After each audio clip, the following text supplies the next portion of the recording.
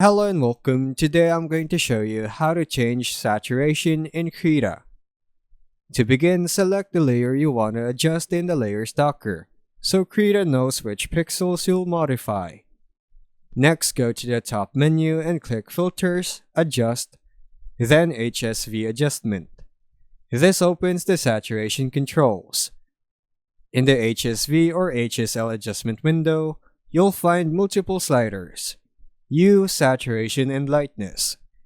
To change saturation, simply drag the saturation slider left to reduce color intensity, or right to increase how vibrant your colors look.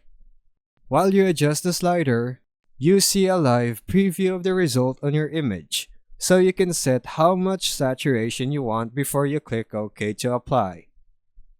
Once applied, Krita updates the layer's colors to match the saturation level you chose, more vivid or more muted depending on your setting.